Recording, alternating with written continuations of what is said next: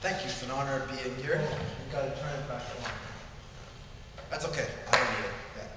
Thank you very much. I'm just going to read 4 poems, and thanks for the awesome introduction, and thank you all for being here.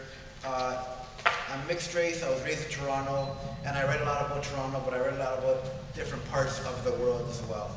So I'm sure you've all walked on Bloor Street between Avenue Road and Yonge, and this is what that's about. The great crime.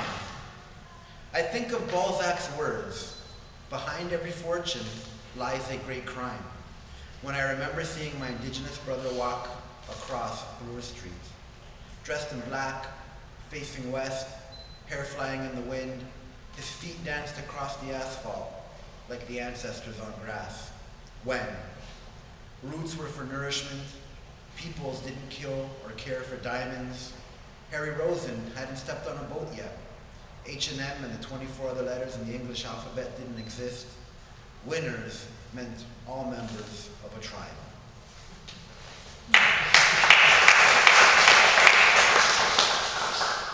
This is called Pigeons and Smoke, and I saw a really good film that all of you should see called Burma VJ, and it was about like a revolution that happened in Burma, where actually Buddhist monks uncharacteristically took to the streets to speak out. So it's called Pigeons and Smoke. All you see are pigeons and smoke. That's the quote I got from the film. Democratic Voice of Burma Underground Video Journalist. So here it goes. Tear gas canisters fly in the air, hit the ground, spread smoke, igniting wings to expand, flutter and fly. Army trucks fill up with holy men. Shaved heads bashed, brown skin turned purple, burgundy robes torn off. Civilians cry at the loss of reverence. Smoke covers and blinds a unified people. Pigeons flee, bullets ring, bodies run. Take cover and fall, some never to get back up. Will 1988 repeat itself? Will 3,000 lay down again? Pigeons doing what people want to do, fight to do, dream to do, escape, soar, live. Cameras tucked under arms, peeping through handbags and windows, peering over ledges and rooftops. Life sentences looming over the heads of underground video journalists, like the satellites that bring their images of the real Rangoon to the world. Local eyes, foreign eyes, global eyes, blinded by birds, batons, bullets, and bombs. Rangoon, 2007.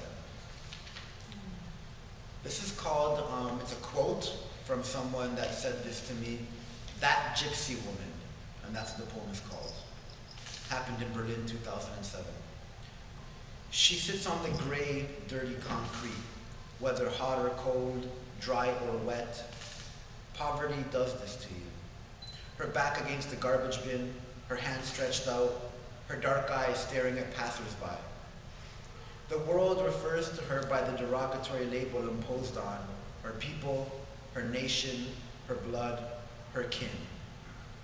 No one really knows where they come from. Historians say India, says my friend's father. His story says a lot without saying anything.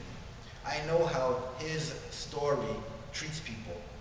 Romas are now called Gypsies, indigenous peoples are called Indians, hundreds of tribes are now African. His story is why people are now referred to as they. One of my classmates explains, their husbands don't allow them to work, but they're expected to bring in money. I get weird looks from other classmates when sharing my change with her. She looks at me, I look at her, they look at us. That Gypsy woman and me. Berlin, 2007.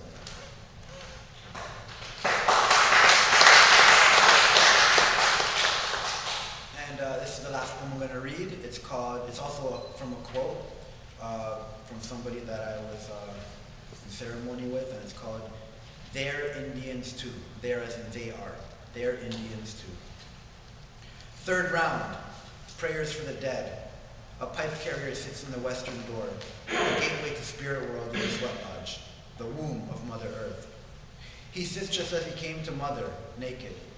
His skin rests on a bed of cedar. Red, hot ancestors glow in front of him. His black hair hangs. Sweat runs down his forehead, through the grooves of his face, reaching his chin, dropping on Mother like the bombs that kill her and her children. He shares words for the Palestinians because they're Indians too, fighting for their land. Thank you very much.